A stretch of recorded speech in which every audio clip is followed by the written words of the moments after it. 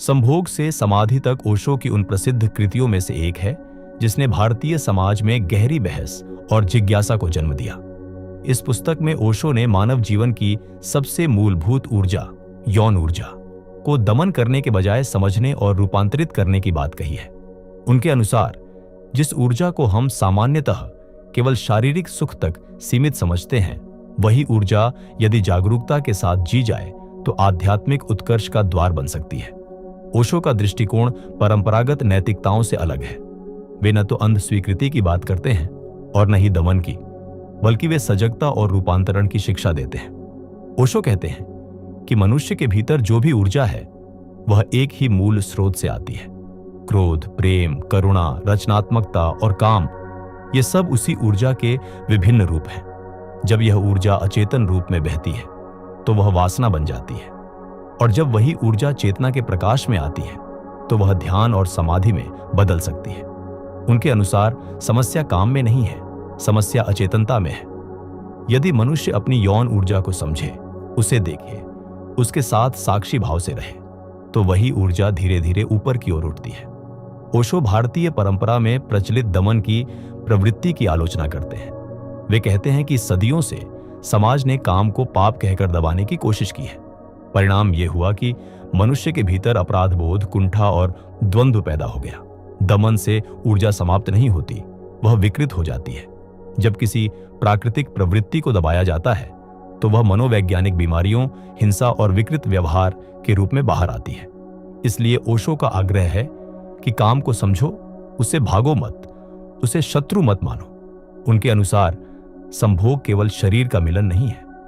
यदि दो व्यक्ति पूरी सजगता और प्रेम के साथ मिलते हैं तो वह अनुभव ध्यान का द्वार बन सकता है। उस क्षण में यदि मन शांत हो जाए, विचार रुक जाएं और व्यक्ति पूर्णतः वर्तमान में हो, तो संभोग ध्यान की अवस्था में परिवर्तित हो सकता है। ओशो कहते हैं कि संभोग के चरम क्षण में समय ठहर जाता है, अहंकार क्षण भर के लिए विलीन हो जाता है। यही अनुभव ध्यान में भी होता है। अंतर केवल इतना है कि संभोग में यह अनुभव क्षणिक है और ध्यान में स्थायी हो सकता है। ओशो यह भी स्पष्ट करते हैं कि वे भोगवाद की शिक्षा नहीं दे रहे। वे कहते हैं कि केवल इंद्रिय सुख में डूबे रहना भी अज्ञान है। यदि व्यक्ति केवल शरीर तक सीमित रह जाए और चेतना का विकास न करे तो वह उसी चक्र में घूमता रहेगा। उनका संदेश है कि संभोग को सीढ़ी बनाओ, मंजिल नहीं। जब व्यक्ति संभोग के अनुभव को जागरूकता के साथ जीता है तो वह धीरे धीरे उस अनुभव के पार जाने की आकांक्षा करता है। उसे महसूस होता है कि जिस आनंद की झलक उसे मिली वह कहीं गहरे स्रोत से आ रही है।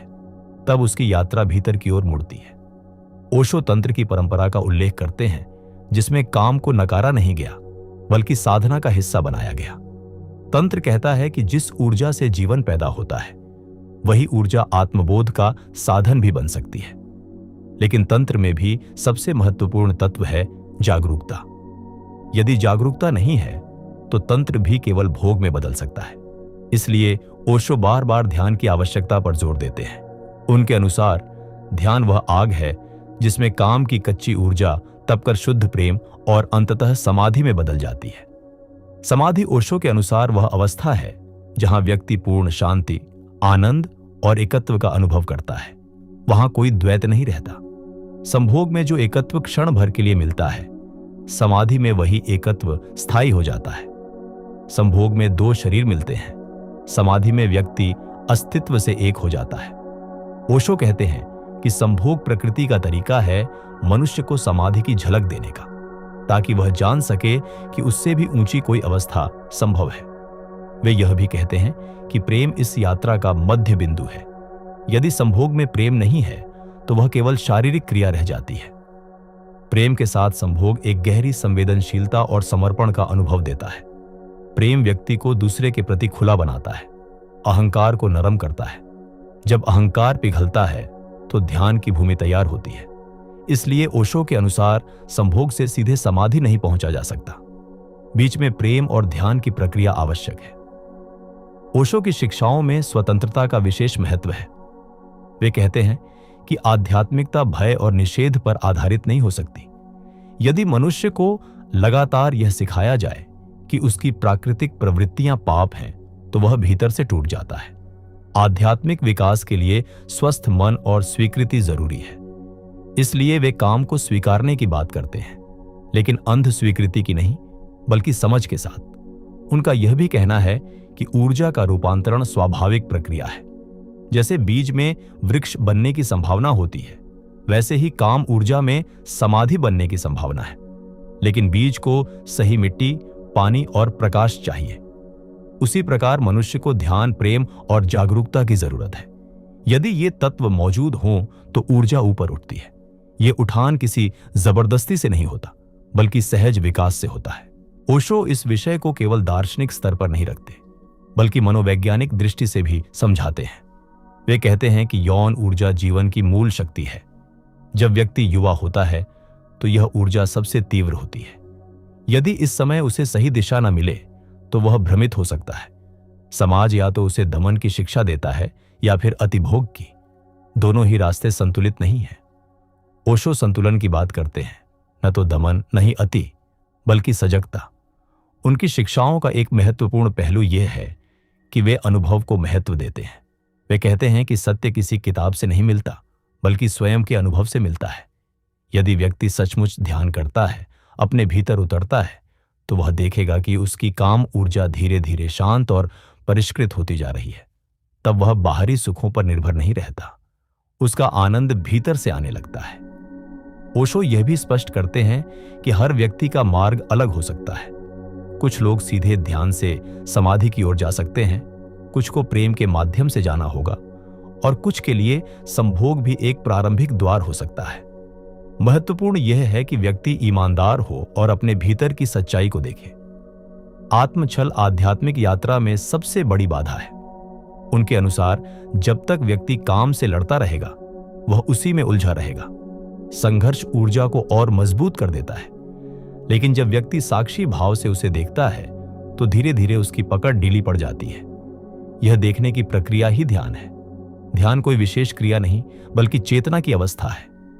जब यह चेतना गहरी हो जाती है तो व्यक्ति सहज ही समाधि के निकट पहुंच जाता है। संभोग से समाधि तक की यात्रा वस्तुतः अचेतनता से चेतना की यात्रा है।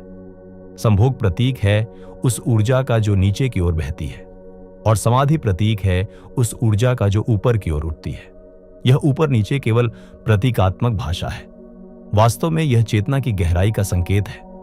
जब व्यक्ति अपनी ऊर्जा को समझ लेता है, स्वीकार लेता है और उसे सजगता से जीता है, तब वही ऊर्जा उसे मुक्त कर सकती है। ओशो की यह शिक्षा पारंपरिक नैतिक ढांचों को चुनौती देती है, इसीलिए इसे लेकर विवाद भी हुए। लेकिन उनका उद्देश्य किसी को भोग की ओर प्रेरित करना नहीं था। वे मनुष्य को पूर्णता की ओर ले जाना चाहते थे। उनके अनुसार जीवन के किसी भी हिस्से को नकारना अधूरापन है। यदि आध्यात्मिकता जीवन विरोधी हो जाए तो वह सच्ची आध्यात्मिकता नहीं रह जाती। सच्ची आध्यात्मिकता जीवन को उसकी संपूर्णता में स्वीकार करती है। अंत में ओशो का संदेश यह है कि मनुष्य अपने भीतर की ऊर्जा को समझे और उसे जागरूकता में रूपांतरित करे। संभोग से समाधि तक की यात्रा कोई बाहरी यात्रा नहीं, बल्कि आंतरिक परिवर्तन की प्रक्रिया है। यह यात्रा तब शुरू होती है जब व्यक्ति स्वयं को ईमानदारी से देखना शुरू करता है। जैसे जैसे उसकी चेतना गहराती है, वैसे वैसे उसकी ऊर्जा शुद्ध होती जाती है, और एक दिन वही ऊर्जा जो कभी वासना के रूप में थी, ध्यान और समाधि की सुगंध में बदल जाती है। यही ओशो की शिक्षा का सार है कि जीवन की हर ऊर्जा में दिव्यता का बीज छिपा है। बस उसे सही दिशा और जागरूकता की आवश्यकता है।